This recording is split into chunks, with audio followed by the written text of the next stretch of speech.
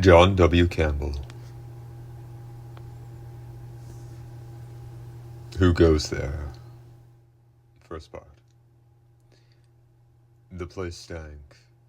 A queer mingled stench that only the iceberg cabins of an Antarctic camp know, compounded of reeking human sweat and the heavy fish oil stench of melted seal blubber. An overtone of liniment combated the musty smell of sweat and snow-drenched furs. The acrid odor of burnt cooking fat and the animal, not unpleasant smell of dogs diluted by time hung in the air.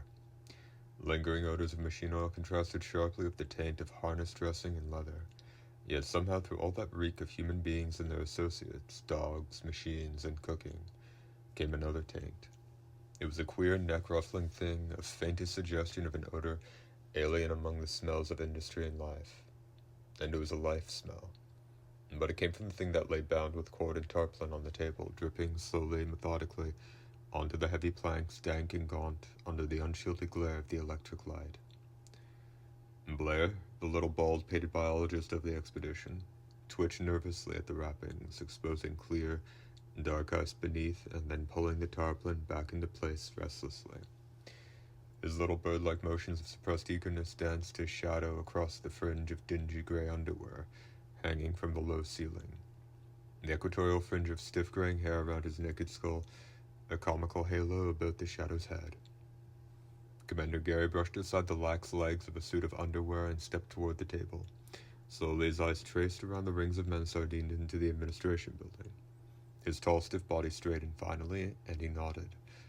37. All here.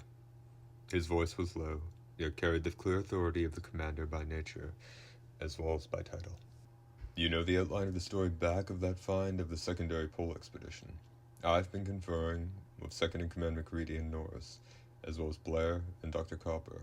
There's a difference of opinion, and because it involves the entire group, it is only just that the entire expedition personnel act on it. I'm going to ask McCready to give you the details of the story, because each of you has been too busy with his own work to follow closely the endeavors of the others. McCready? Moving from the smoke-blued background, McCready was a figure from some forgotten myth, a looming bronze statue that held life and walked. 6 feet 4 inches, he stood as he halted beside the table, and with a characteristic glance upward to assure himself of room under the low ceiling beams, straightened. His rough, clashingly orange, windproof jacket he still had on, yet on his huge frame it did not seem misplaced. Even here, 4 feet beneath the driftwind that droned across the Antarctic waste above the ceiling, the cold of the frozen continent leaked in, and gave meaning to the harshness of the man. And he was bronze, his great red bronze beard, the heavy hair that matched it, the gnarled, corded hands, gripping, and relaxing on the table planks were bronze. Even the deep sunken eyes beneath heavy brows were bronzed. Age-resisting endurance of the metal spoke in the cragged, heavy outlines of his face, and the mellow tones of the heavy voice. Norris and Blair agree on one thing. That animal we found was not terrestrial in origin. Norris feels there may be danger in that. Blair says there is none. But I'll go back to how and why we found it. To all that was known before we came here, it appeared that this point was exactly over the south magnetic pole of Earth. The compass does point straight down here, as you all know. The more delicate instruments of the physicists, instruments especially designed for this expedition, and its study of the magnetic pole, detected a secondary effect. A secondary, less powerful magnetic influence about 80 miles southwest of here. The secondary magnetic expedition went out to investigate it. There was no need for details. We found it. But it was not the huge meteorite or magnetic mountain Norris had expected to find. Iron ore, it's magnetic. Of course, iron more so. And certain special steels even more magnetic. From the surface indications, the secondary pole we found was small, so small that the magnetic effect it had was preposterous. No magnetic material conceivable could have that effect. Sounding through the ice indicated it was within 100 feet of the glacier's surface. I think you should know the structure of the place. There is a broad plateau, a level sweep that runs more than 150 miles due south from the secondary station, Van Wall says. He didn't have time or fuel to fly farther, but it was running smoothly due south then. Right there, where that buried thing was, there is an ice-drowned mountain ridge, a granite wall of unshakable strength that has dammed back the ice creeping from the south. And 400 miles due south is the north-southern and 400 miles due south is the South Polar Plateau. You've asked me at various times why it gets warmer here when the wind rises, and most of you know. As a meteorologist, I'd have staked my word that no one could blow at negative 70 degrees, and that no more than a 5-mile wind could blow at negative 50, without causing warming due to friction with ground, snow and ice, and the air itself. We camped there on the lip of that ice-drowned mountain range for 12 days. We dug our camp into the blue ice that formed the surface and escaped most of it. But for 12 consecutive days, the wind blew at 45 miles an hour. It went as high as 48, and fell to 41 at times. The temperature was negative 63 degrees.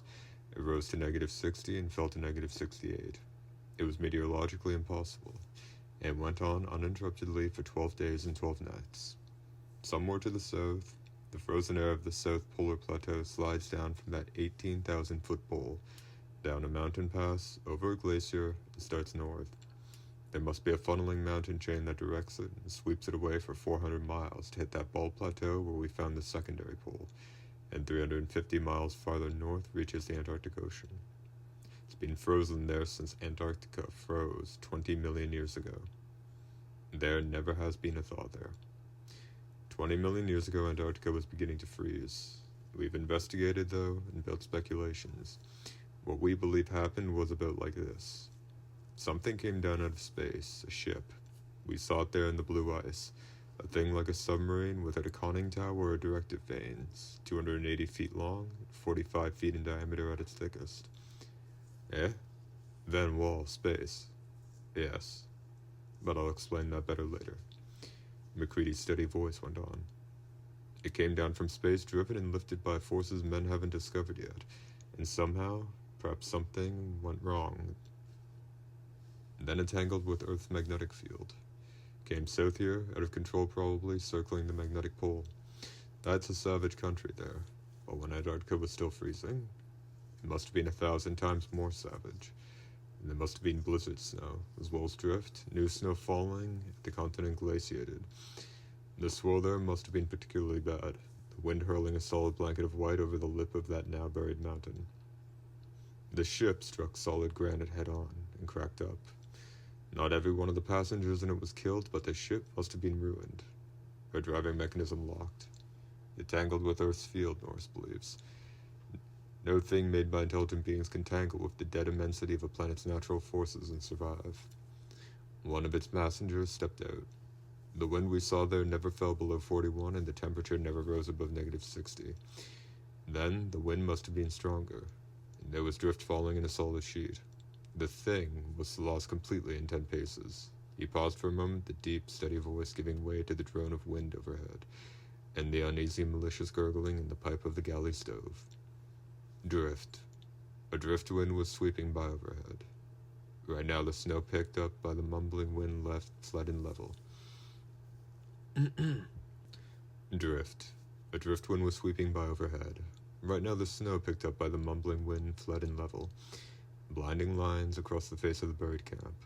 If a man stepped out of the tunnels that connected each of the camp buildings beneath the surface, he'd be lost in 10 paces. Out there, the slim black finger of the radio mast lifted 300 feet into the air, and at its peak was the clear night sky. A sky of thin, whining wind, rushing steadily from beyond to another beyond under the licking, curling mantle of the aurora. And off north, the horizon flamed with queer, angry colors of the midnight twilight. And that was spring 300 feet above Antarctica. At the surface, it was white death, death of a needle-fingered cold driven before the wind, sucking heat from any warm thing. Cold, in white mist of endless, everlasting drift, the fine particles of licking snow that obscured all things. Kinner, the little Scarface cook, winced. 5 days ago, he had stepped out to the surface to reach a cache of frozen beef. He had reached it, started back, and the driftwind leapt out of the south. Cold white death that streamed across the ground blinded him in 20 seconds. He stumbled on wildly in circles. It was half an hour before rope-guided men from below found him in the impenetrable murk. It was easy for man or thing to get lost in 10 paces, and the driftwind then was probably more impenetrable than we know. McCready's voice snapped Kinner's mind back to the welcome, dank warmth of the ad building. The passenger of the ship wasn't prepared either, it appears. It froze within 10 feet of the ship.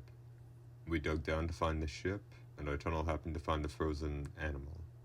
Barclay's ice axe struck its skull.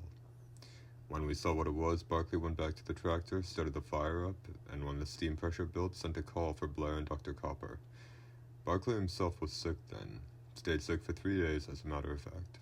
When Blair and Copper came, we cut out the animal in a block of ice, as you see, wrapped it and loaded it on the tractor for return here. We wanted to get into that ship. We reached the side of the ship and found the metal was something we didn't know. Our beryllium bronze non-magnetic tools wouldn't touch it. Barclay had some tool steel on the tractor, and that wouldn't scratch it either. We made reasonable tests, even tried some acid from the batteries with no results. They must have had a passivating process to make magnesium metal resist acid that way, and the alloy must have been at least 95% magnesium. But we had no way of guessing that, so when we spotted the barely open locked door, we cut around it.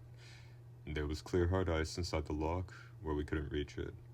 Through the little crack we could look in and see that only metal and tools were in there, so we decided to loosen the ice with a bomb. We had deconite bombs and thermite. Thermite is the ice softener. Deconite might have shattered valuable things, where the thermite's heat would just loosen the ice.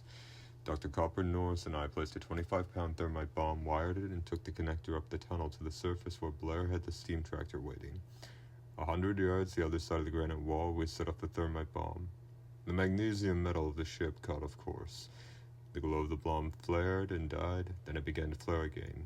We ran back to the tractor, and gradually the glare built up. From where we were, we could see the whole ice field illuminated from beneath with an unbearable light. The ship's shadow was a great dark cone, reaching off toward the north where the twilight was just about gone. For a moment it lasted, and we counted 3 other shadow things that might have been other passengers frozen there. Then the ice was crashing down and against the ship. That's why I told you about that place. The wind sweeping down from the pole was at our backs. Steam and hydrogen flame were torn away in white ice fog. The flaming heat under the ice there was yanked away toward the Antarctic Ocean before it touched us. Otherwise we wouldn't have come back even with the shelter of that granite ridge that stopped the light. Somehow in the blinding inferno we could see great hunched things, black bulks. They shed even the furious incandescence of the magnesium for a time. Those must have been the engines, we knew. Secrets going in blazing glory, secrets that might have given man the planets, mysterious things that could lift and hurl that ship, and had soaked in the force of the Earth's magnetic field.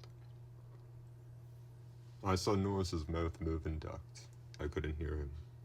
Insulation, something, gave way. All Earth's field they'd soaked up 20 million years before broke loose. The aurora in the sky above looked down, and the whole plateau there was bathed in cold fire that blanketed vision. The ice axe in my hand got red hot and hissed in the ice. Metal buttons on my clothes burned into me, and a flash of electric blue seared upward from beyond the granite wall. Then the walls of ice crashed down on it. For an instant it squealed the way dry ice does when it's pressed between metal. We were blind and groping in the dark for hours while our eyes recovered. We found every coil within a mile was fused rubbish.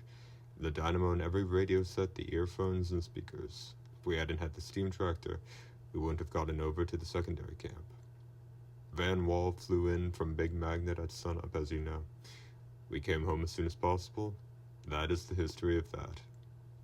McCready's great bronze beard gestured toward the thing on the table. First part end. Second part. Blair stirred uneasily, his little bony fingers wriggling under the harsh light. Little brown freckles on his knuckles slid back and forth as the tendons under the skin twitched. He pulled aside a bit of the tarpaulin and looked impatiently at the dark ice-bound thing inside. McCready's big body straightened somewhat. He'd ridden the rocking, jarring steam tractor 40 miles that day, pushing onto Big Magnet here. Even his calm will had been pressed by the anxiety to mix again with humans. It was lone and quiet out there in secondary camp, where wolf wind howled down from the pole. Wolf wind howling in his sleep, winds droning in the evil, unspeakable face of that monster leering up, as he'd seen it through clear blue ice with a bronze ice axe buried in its skull. The giant meteorologist spoke again. The problem is this. Blair wants to examine the thing, thaw it out and make microslides of its tissues and so forth. Norris doesn't believe that it's safe, and Blair does. Dr. Copper agrees pretty much with Blair. Norris is a physicist, of course, not a biologist, but he makes a point I think we should all hear. Blair's described the microscopic life forms biologists find living, even in this cold and inhospitable place. They freeze every winter and thaw every summer for 3 months, and live. The point Norris makes is, they thaw and live again. There must be microscopic life associated with this creature. There is with everything we know, every living thing. And Norris is afraid that we may release a plague, some germ disease unknown to Earth, if we thawed those microscopic things that have been frozen there for 20 million years. Blair admits that such micro-life might retain the power of living. Such unorganized things as individual cells can retain life for unknown periods, when solidly frozen. The beast itself is as dead as those frozen mammoths they find in Siberia. Organized, highly developed life forms can't stand that treatment. But micro-life could. Norris suggests that we may release some disease form that man, never having met it before, will be utterly defenseless against. Blair's answer is that there may be such still living germs, but that Norris has the case reversed. They are utterly non-immune to man, our life chemistry probably. Probably. The little biologist's head lifted in a quick bird-like motion, the halo of gray hair about his bald head ruffled as though angry. One look. I know, McCready acknowledged. The thing is not earthly. It does not seem likely that it can have a life chemistry sufficiently like ours to make cross-infection remotely possible. I would say there is no danger. McCready looked toward Dr. Copper. The physicist shook his head slowly. None whatever, he asserted confidently. Man cannot infect or be infected by germs that live in such comparatively close relatives as the snakes. And they are, I assure you, his clean-shaven face grimaced uneasily, much nearer to us than that. Vance Norris moved angrily. He was comparatively short in this gathering of big men, some 5 feet 8, and his stocky, powerful build tended to make him seem shorter. His black hair was crisp and hard like short steel wires, and his eyes were the gray of fractured steel. If McCready was a man of bronze, Norris was all steel. His movements, his thoughts, his whole bearing had the quick, hard impulse of a steel spring. His nerves were steel, hard, quick, acting, swift corroding. He was decided on his point now, and he lashed out in its defense with a characteristic quick, clipped flow of words. Different chemistry be damned. That thing may be dead, or by Lord, it may not. But I don't like it. Damn it, Blair. Let them see the monstrosity you are petting over there. Let them see the foul thing and decide for themselves whether they want that thing thawed out in this camp. Thawed out, by the way. That's got to be thawed out in one of the shacks tonight, if it is thawed out. Somebody. Who's watchman tonight? Magnetic, Conant. Cosmic rays tonight. Well, you get to sit up with that 20-million-year-old mummy of his. Unwrap it, Blair. How the hell can they tell what they're buying if they can't see it? It may have a different chemistry. I don't care what else it has, but I know it has something I don't want. If you can judge by the look on its face, it isn't human, so maybe you can't. It was annoyed when it froze. Annoyed, in fact, is just about as close an approximation of the way it felt as crazy, mad, insane hatred. Neither one touches the subject. How the hell can these birds tell what they're voting on? They haven't even seen those 3 red eyes and that blue hair like crawling worms. Crawling, damn, it's crawling there in the ice right now. Nothing Earth ever spawned had the unutterable sublimation of devastating wrath that thing let loose in its face when it looked around its frozen desolation 20 million years ago. Mad. It was mad clear through, searing, blistering mad. Hell, I've had bad dreams ever since I looked at those 3 red eyes. Nightmares. Dreaming the thing thawed out and came to life, that it wasn't dead or even wholly unconscious all those 20 million years, but just slowed, waiting. You'll dream too. Well, that damn thing that Earth wouldn't own is dripping in the Cosmos house tonight. Incontinent, Norris whipped toward the cosmic ray specialist. Won't you have fun sitting up all night in the quiet, wind whining above, and that thing dripping? He stopped for a moment and looked around. I know, that's not science, but this is... It's psychology. You'll have nightmares for a year to come. Every night since I looked at that thing, I've had 'em. That's why I hate it. Sure I do. And don't want it around. Put it back where it came from and let it freeze for another 20 million years. I had some swell nightmares. That it wasn't made like we are, which is obvious, but of a different kind of flesh that it can really control. That it can change its shape and look like a man, and wait to kill and eat. That's not a logical argument. I know it isn't. The thing isn't Earth logic anyway. Maybe it has an alien body chemistry, and maybe its bugs do have a different body chemistry.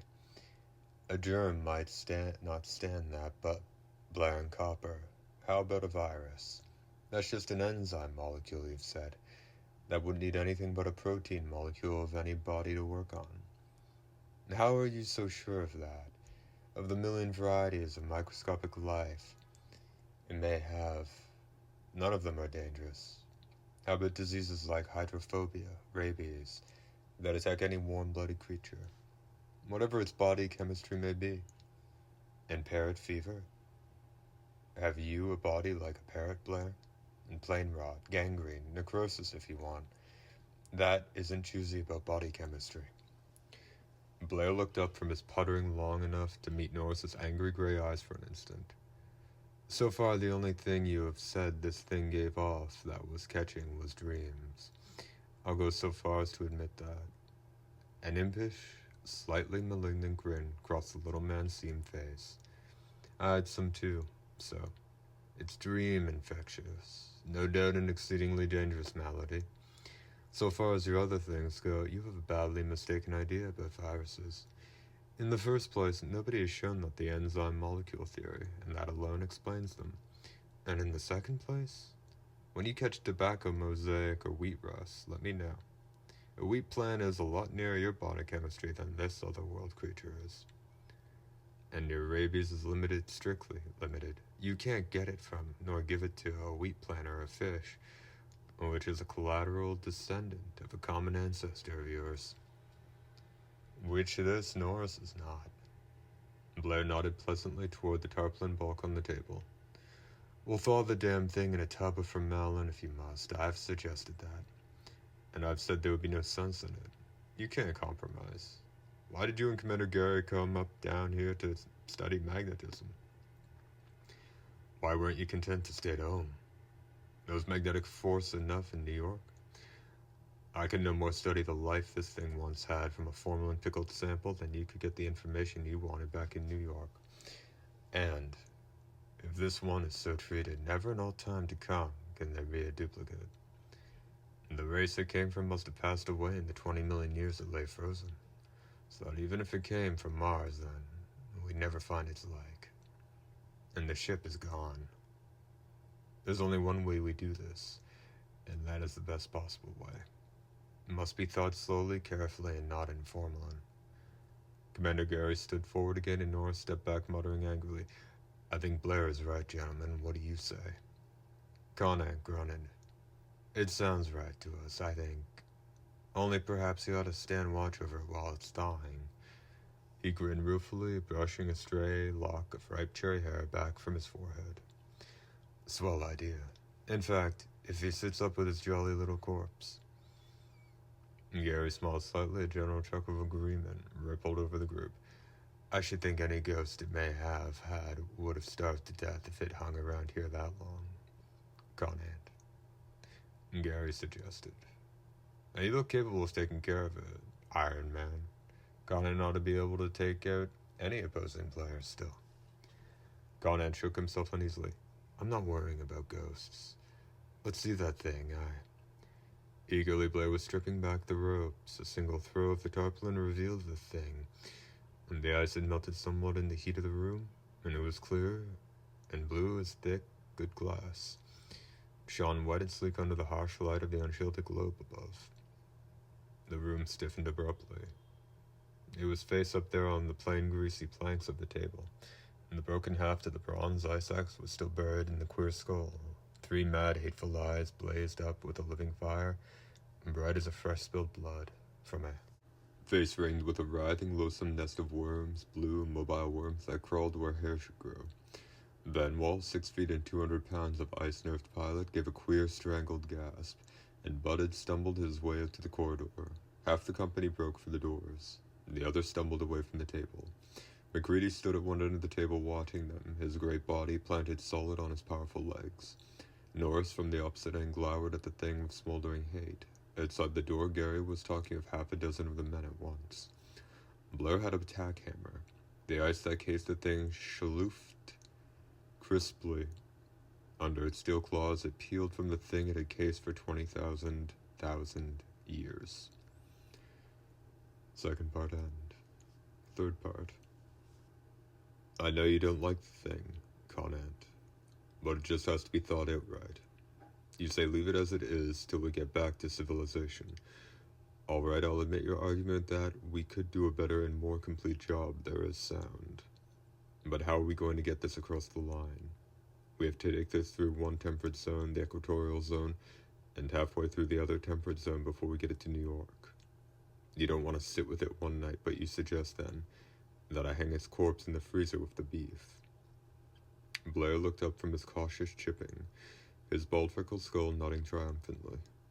Kinner, the stocky, scar-faced cook, saved Connor the trouble of answering. Hey, you listen, mister. You put that thing in the box of the meat, and by all the lords there ever were, I'll put you in to keep it company. The birds have brought everything movable in this camp in onto my mess tables here already, and I had to stand for that. But you go putting things like that in my meat box, or even my meat cache here, and you cook your own damn food. But Kinner, this is the only table in Big Magnets that's big enough to work on, Blair objected. Everybody's explained that. Yeah, and everybody's brought everything in here. Clark brings his dogs every time there's a fight and sews them up on that table. Rawson brings in his sledges. Hell, the only thing you haven't had on that table is the Boeing. And you'd had that in there, you could have figured a way to get it through the tunnels. Commander Gary chuckled and grinned at Van Wall, the huge chief pilot. Van Wall's great blonde beard twitched suspiciously as he nodded gravely to Kinner. You're right, Kinner. The aviation department is the only one that treats you right. It does get crowded, Kinner, Gary acknowledged. But I'm afraid we all find it that at times, not much privacy in an Antarctic camp. Privacy? What the hell's that? You know, the thing that really made me weep was when I saw Barclay marching through here chanting, the last lumber in the camp, the last lumber in the camp, and carried it out to build that house on his tractor. Damn it, I missed that moon cut in the door he carried out more, and I missed the sun where it set. And that wasn't just the last lumber Barclay was walking off with. He was carrying off the last bit of privacy in this blasted place. A grin rode even on Conant's heavy face as Kinner's perennial, good-natured grouch came up again. But it died away quickly as his dark, deep-set eyes turned again to the red-eyed thing Blair was chipping from its cocoon of ice. A big hand roughed his shoulder-length hair and tugged at a twisted collar lock, and that fell behind his ear in a familiar gesture. I know that cosmic ray shack's going to be too crowded if I have to sit up with that thing, he growled. Why can't you go on chipping the ice away from around it? You can do that without anybody butting in, I assure you. And then hang the thing up over the power plant boiler. And that's warm enough. It'll thaw out like a chicken, even a whole side of beef in a few hours. I know, Blair protested, dropping the tack hammer to gesture more effectively with his bony, freckled fingers, his small body tense with eagerness. But this is too important to take any chances. There never was a find like this. There never can be again. It's the only chance men will ever have, and it has to be done exactly right. Look, you know how the fish we caught down near the Ross Sea would freeze almost as soon as we got them on deck, and come to life again if we thawed them gently. Low forms of life aren't killed by quick freezing and slow thawing. Hey, for the love of heaven, you mean that damn thing will come to life? Conant yelled. You get the damn thing. Let me at it. That's going to be in so many pieces. No, no, you fool. Blair jumped in front of Conant to protect his precious find. No. Just low forms of life. For Pete's sake, let me finish. You can't thaw higher forms of life and have them come to... Wait a moment now, hold it. A fish can come to after freezing because it's so low a form of life that the individual cells of its body can revive, and that alone is enough to reestablish life. Any higher forms thawed out that way are dead. Though the individual cells revive, they die because there must be organization and cooperative effort to live. That cooperation cannot be reestablished. There's a sort of potential life in any uninjured, quick-frozen animal, but it can't under any circumstances, become active life in higher animals. The higher animals are too complex, too delicate. This is an intelligent creature as high in its evolution as we are in ours, perhaps higher. It is as dead as a frozen man would be. How do you know? Demanded Conan, hefting the ice axe he had seized a moment before. Commander Gary laid a restraining hand on his heavy shoulder. Wait a minute, Conan. I want to get this straight. I agree that there is going to be no thawing of this thing if there is the remotest chance of its revival. I quite agree it is much too unpleasant to have alive, but I had no idea there was the remotest possibility. And Dr. Copper pulled his pipe from between his teeth and heaved his stocky, dark body from the bunk he had been sitting in. Blair's being technical. That's dead. As dead as the mammoths they find frozen in Siberia. We have all sorts of proof that things don't live after being frozen, not even fish generally speaking, and no proof that higher animal life can under any circumstances. What's the point, Blair? And the little biologist shook himself. The little ruff of hair standing out around his bald pate waved in righteous anger. The point is, he said in an injured tone, that the individual cells might show the characteristics they had in life if it is properly thawed. A man's muscle cells live many hours after he has died. Just because they live in a few things like hair and fingernail cells still live. You wouldn't accuse a corpse of being a zombie or something. Now, if I thought this right, I might have a chance to determine what sort of world it's native to. We don't and can't know by any other means, whether it came from Earth or Mars or Venus or from beyond the stars. And just because it looks unlike men, you don't have to accuse it of being evil, or vicious, or something. Maybe that expression on its face is its equivalent to a resignation to fate. White is the color of mourning to the Chinese. If men could have different customs, why can't a so different race have different understandings of facial expressions? Conan laughed softly, mirthlessly. Peaceful resignation. If that is the best it could do in the way of resignation, I should exceedingly dislike seeing it when it was looking mad. The face was never designed to express peace. It just didn't have any philosophical thoughts like peace in its makeup. I know it's your pet, but be sane about it. That thing grew up on evil. Adolescent, slowly roasting alive, the local equivalent of kittens, and amused itself through maturity on new and ingenious torture. You haven't the slightest right to say that, snapped Blair. How do you know the first thing about the meaning of a facial expression inherently inhuman? And it will have no human equivalent whatever. That is just a different development of nature, another example of nature's wonderful adaptability. And growing on another, perhaps harsher world, it has different form and features. But it is just as much a legitimate child of nature as you are. You are displaying the childish human weakness of hating the different. On its own world, it would probably class you as a fish belly, a white monstrosity with an insufficient number of eyes, and a fungoid body pale and bloated with gas. Just because its nature is different, you haven't any right to say it's necessarily evil. Norris burst at a single explosive "Ha!" He looked down at the thing. Maybe that things from other worlds don't have to be evil just because they're different. But that thing was child of nature, eh? Well, was a hell of an evil nature. Will you mugs cut crabbing at each other and get the damn thing off my table? Kinner growled. And put a canvas over it, it looks indecent. Kinner's gone modest, jeered Conan. Kinner slanted his eyes up to the big physicist. The scarred cheek twisted to join the line of his tight lips in a twisted grin. All right, big boy, and what were you grousing about a minute ago? We can set the thing in a chair next to you tonight if you want. I'm not afraid of its face, Conan snapped. I don't like keeping awake over its corpse particularly, but I'm going to do it. Kinner's grin spread. Uh-huh. He went off to the galley stove and shook down ashes vigorously, drowning the brittle chipping of the ice as Blair fell to work again. Third part end. Fourth part. Cluck. Reported the cosmic ray counter. Cluck, burr, cluck. Conan started and dropped his pencil. Damnation. The physicist looked toward the far corner, back at the Geiger counter on the table near that corner and crawled under the desk at which he had been working to retrieve the pencil. He sat down at his work again, trying to make his writing more even.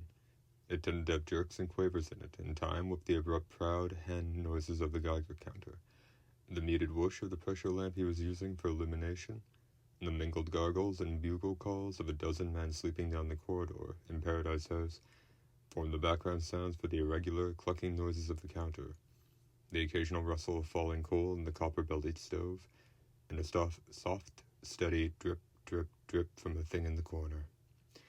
Conan jerked a pack of cigarettes from his jacket, snapped it so that a cigarette protruded, and jabbed the cylinder into his mouth. The lighter failed to function, and he pawed angrily through the pile of papers in search of a match.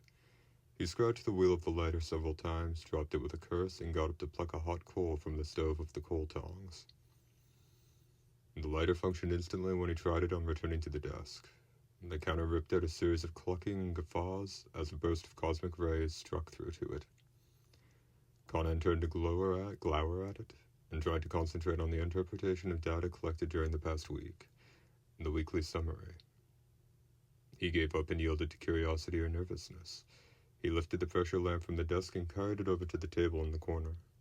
Then he returned to the stove and picked up the coal tongs. The beast had been thawing for nearly 18 hours now. He poked at it with an unconscious caution. The flesh was no longer hard as armor plate, but it assumed a rubbery texture. It looked like wet blue rubber glistening under droplets of water like little round jewels in the glare of the gasoline pressure lantern. Conan felt an unreasoning desire to pull the contents of the lamp's reservoir over the thing in its box and drop the cigarette into it. The three red eyes glared up at him sightlessly, the ruby eyeballs reflecting murky, smoky rays of light. He realized vaguely that he had been looking at them for a very long time, even vaguely understood that they were no longer sightless. But it did not seem of no more importance than the labored, slow-motion, tentacular things that sprouted from the base of the scrawny, slow-pulsing neck. Conan picked up the pressure lamp and returned to his chair. He sat down, staring at the pages of mathematics before him. The clucking of the counter was strangely less disturbing, the rustle of the coals in the stove no longer distracting. The creak of the floorboards behind him didn't interrupt his thoughts as he went about his weekly report in an automatic manner, filling in columns of data and making brief summarizing notes. The creak of the floorboards sounded nearer. Part 4 end. Fifth part. Blair came up from the nightmare-haunted depths of sleep abruptly.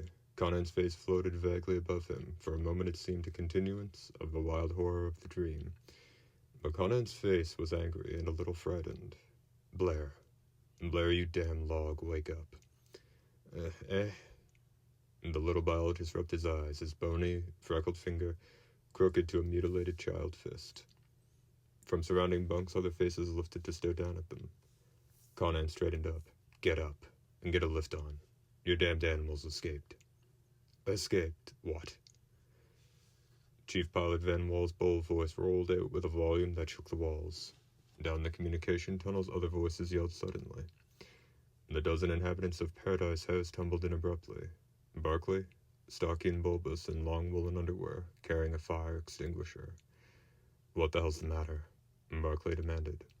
Your damned beast got loose. I fell asleep about 20 minutes ago, and when I woke up the thing was gone. Hey Doc, the hell you say those things can't come to life? Blair's blasted potential life developed a hell of a lot of potential and walked out on us.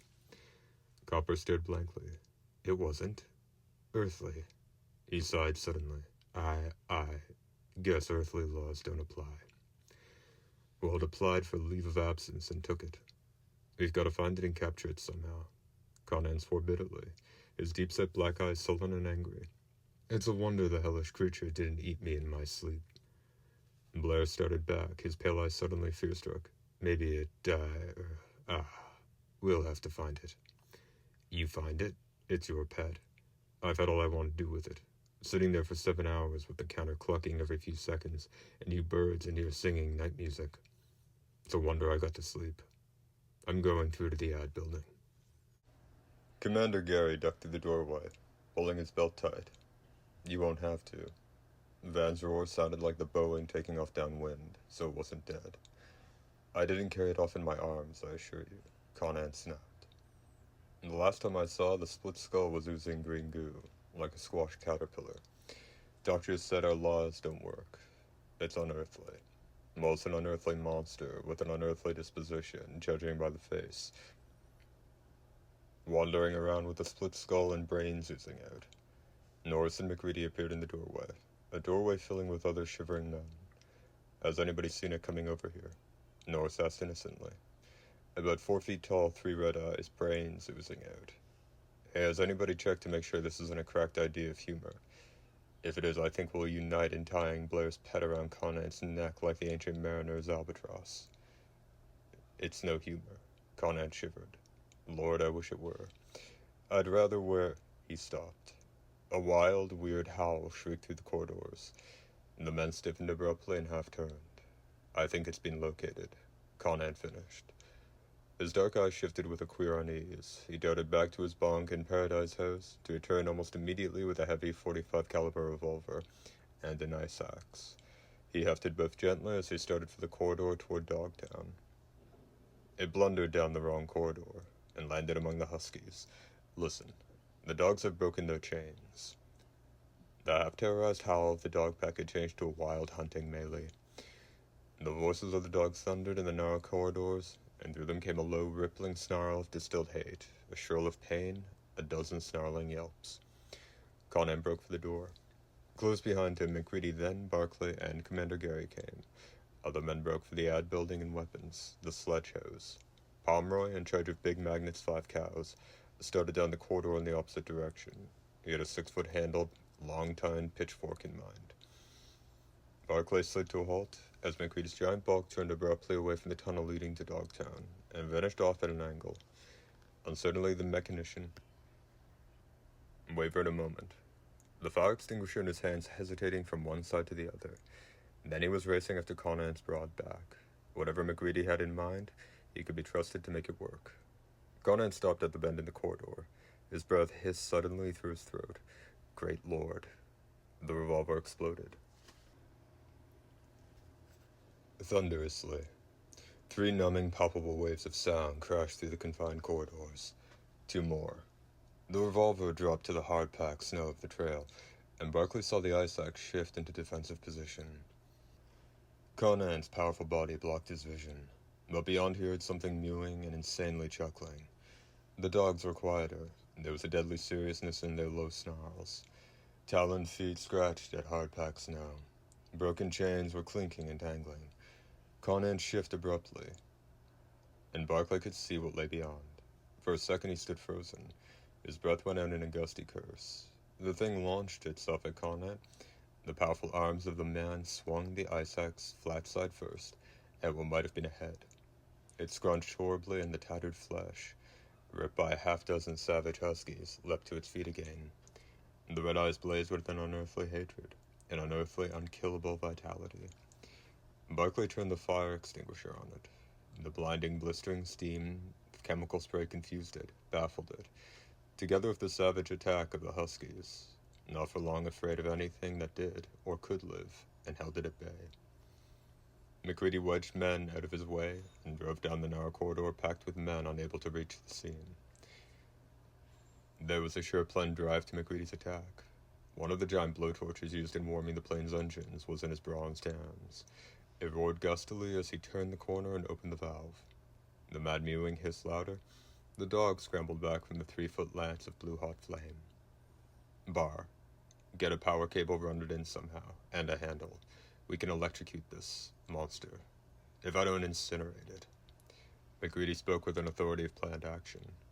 Barclay turned down the long corridor to the power plant, but already before him Norris and Benoit were racing down. Barclay found the cable in the electrical cache in the tunnel wall.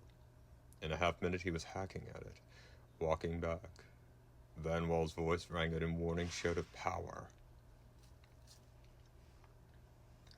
Van Wall's voice rang out in warning shout of power as the emergency gasoline-powered dynamo thudded into action.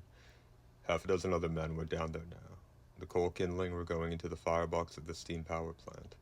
Norris, cursing in a low, deadly monotone, was working with quick, sure fingers on the other end of Barclay's cable, splicing a contactor into one of the power